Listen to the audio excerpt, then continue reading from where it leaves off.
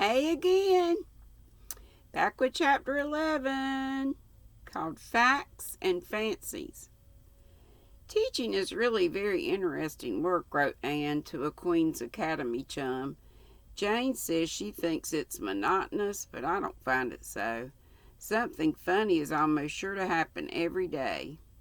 When I talk, lots of funny things happen. And the children say such amusing things. Jane says she punishes her pupils when they make funny speeches, which is probably why she finds teaching monotonous. This afternoon, little Jimmy Andrews was trying to spell speckled and couldn't manage it. Well, he said finally, I can't spell it, but I know what it means. What? I asked. St. Clair Donnell's face, miss. St. Clair is certainly very much freckled, although I try to prevent the others from commenting on it. For I was freckled once and, well, do I remember it, but I don't think St. Clair minds. It was because St. Clair called him St. Clair that St. Clair pounded him on the way home from school. I heard of the pounding, but not officially, so I don't think I'll take any notice of it. Yesterday I was trying to teach Lottie Wright to do addition, I said. If you had 3 candies in one hand and 2 in the other, how many would you have altogether?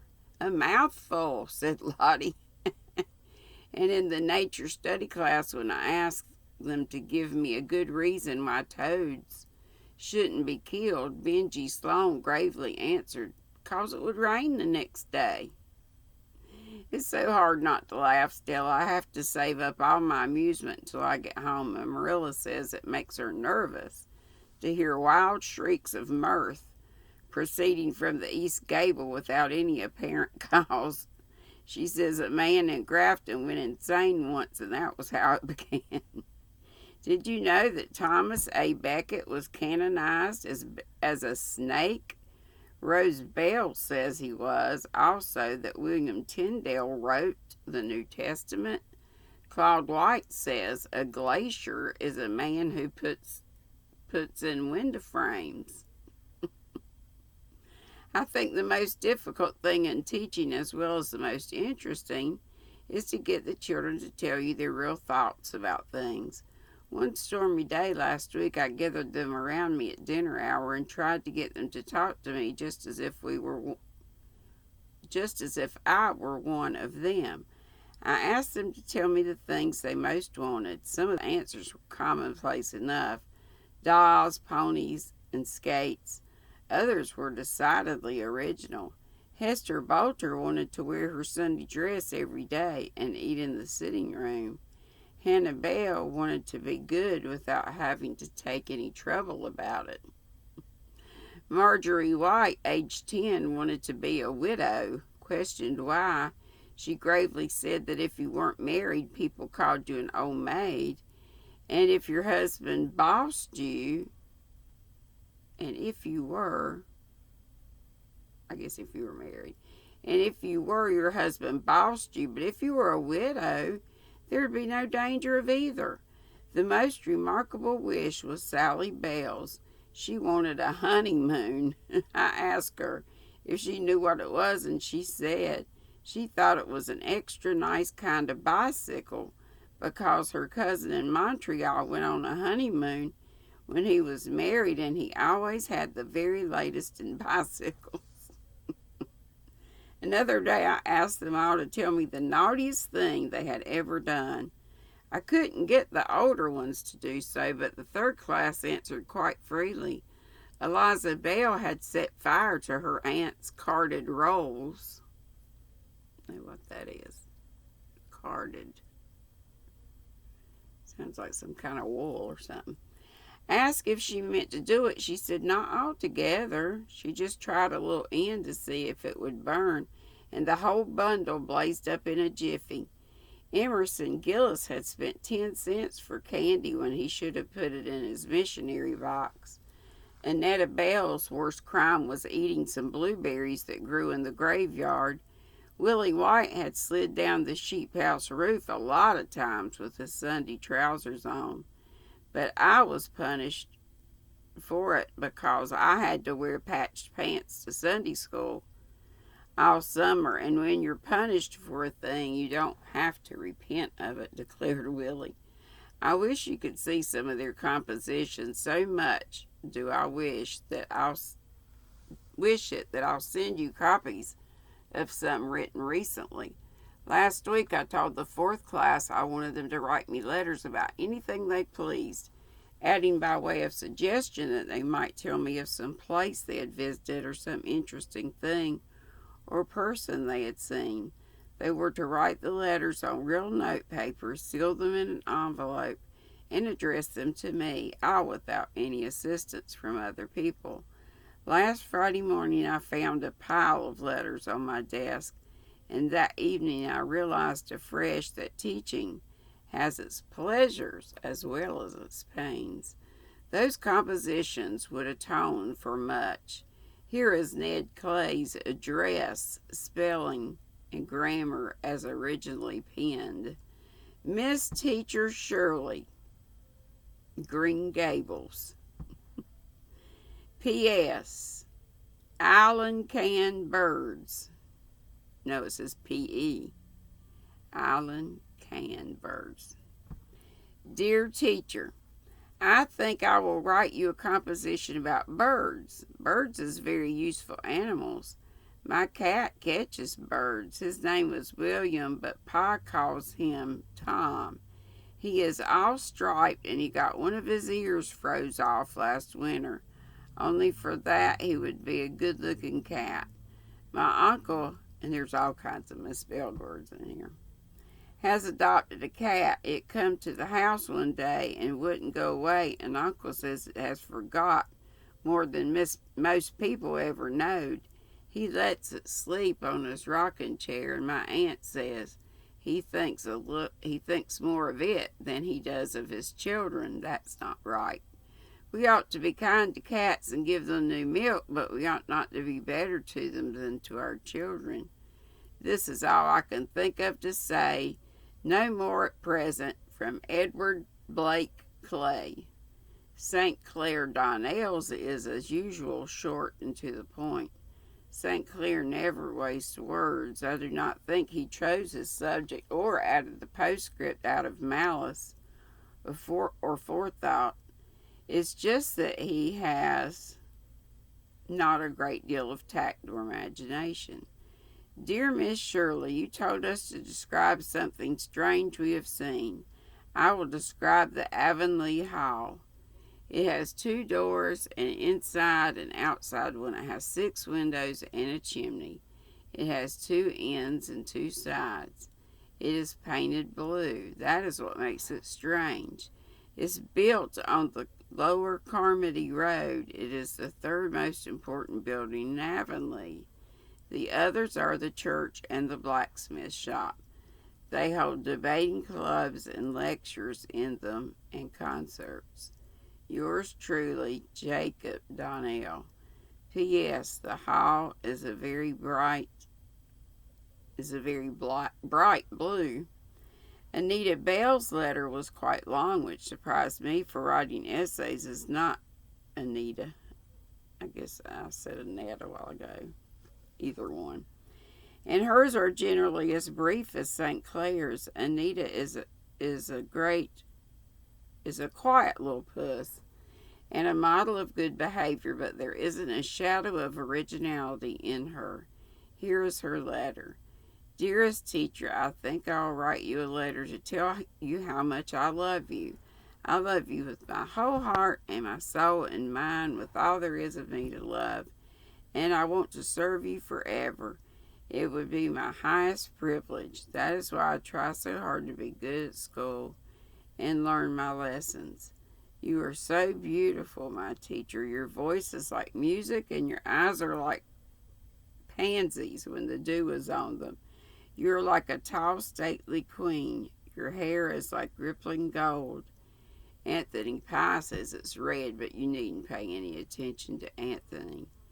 I have only known you for a few months, but I cannot realize that there was ever a time when I did not know you, when you had not come into my life to bless and hallow it. Hallow. I'll always look back to this year as the most wonderful in my life because it brought you to me. Besides, it's the year we moved to Avonlea from Newbridge.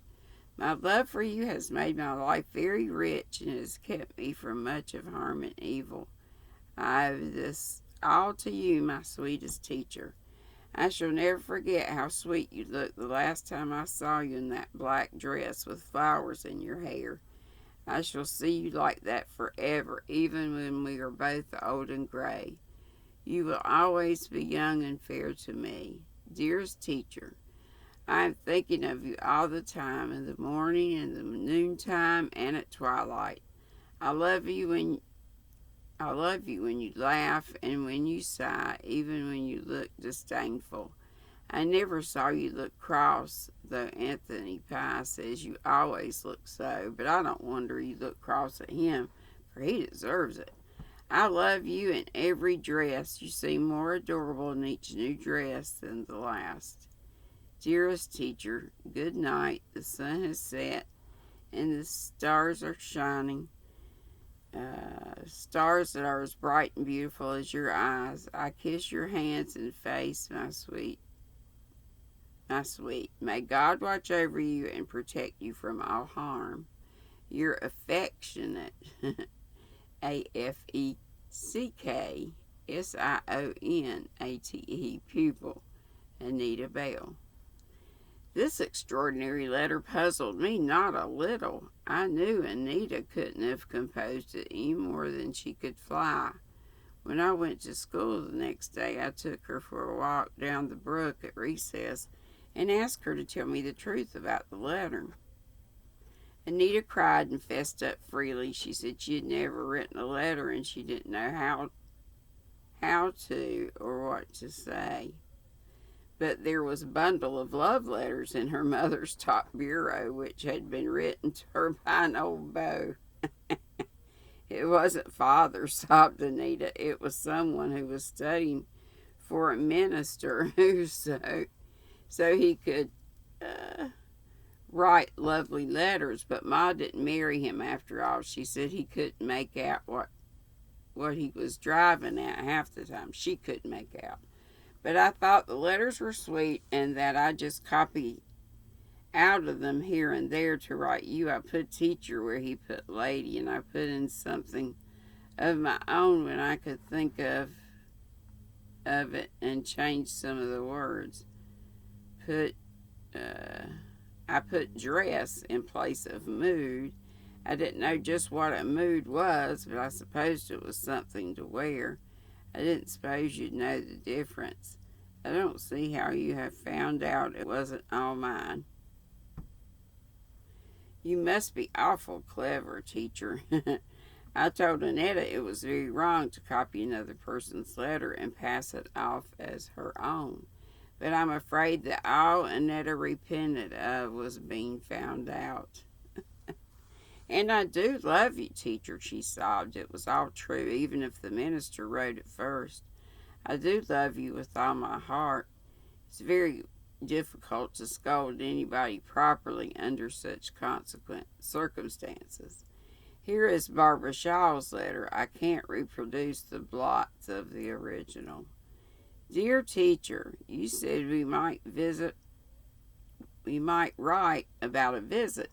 I never visited but once. It was at my Aunt Mary's last winter. My Aunt Mary is a very particular woman and a great housekeeper. The first night I was there, we were at tea. I knocked over a jug and broke it. Aunt Mary said she had had that jug ever since she was married, and nobody had ever broken it before. When we got up, I stepped on her dress, and all the gathers tore out of the skirt. The next morning when I got up, I hit the pitcher against the basin and cracked them both. And I upset a cup of tea on a tablecloth at breakfast. When I was helping Aunt Mary with the dinner dishes, I dropped a china plate and it smashed. That evening, I fell downstairs and sprained my ankle. Poor kid. And had to stay in bed for a week. I heard Aunt Mary tell Uncle Joseph it was a mercy or I'd have broken everything in the house. When I got better, it was time to go home. I don't like visiting very much. I like going to school better, especially since I came to Avonlea. Yours respectfully, Barbara Shaw. Willie White's began. I think I'm going to have to stop after this. Getting sleepy again. Oh, I hate this so bad, y'all.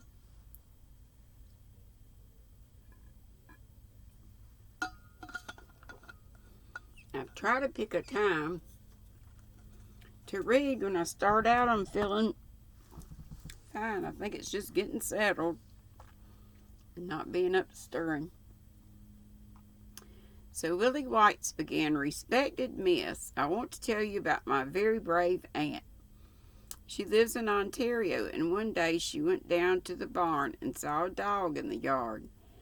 The dog had no business there, so she got a stick and whacked him hard, and drove him into the barn and shut him up. Pretty soon a man came looking for an imaginary lion. Query, did Willie mean a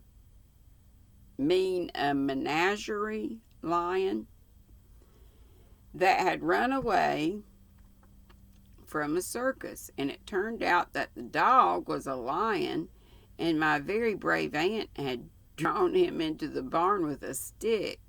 It was a wonder she was not ate up, but she was very brave.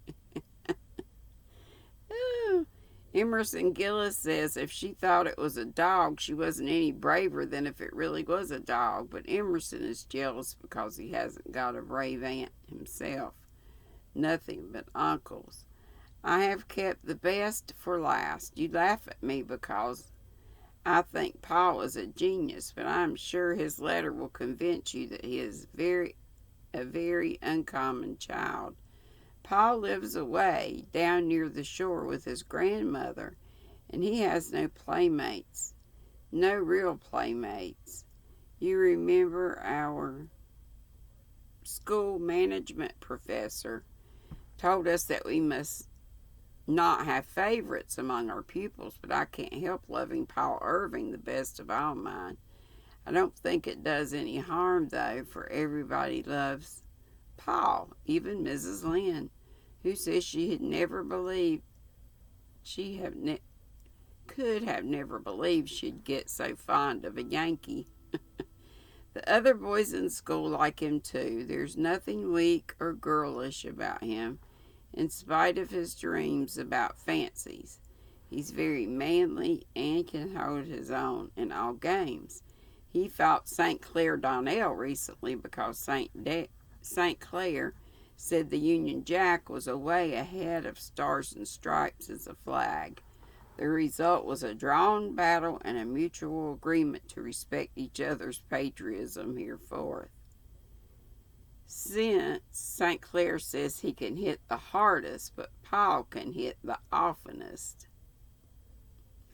And I'll have to stop right there. Sorry, y'all. So I can get this whole chapter done. Oh well. Have a great Tuesday. I'm not on live today, but I am getting some videos ready. I was going to put both of them on for tomorrow. Watch Granny Wednesday, but one might go up today. I don't know. We'll see. But anyway, I'll see you tomorrow, I hope. On live at 5. Tea with me, GrannyDee. Be sweet, don't be ugly. Praying for all of you and all that's going on in this world. Bye-bye.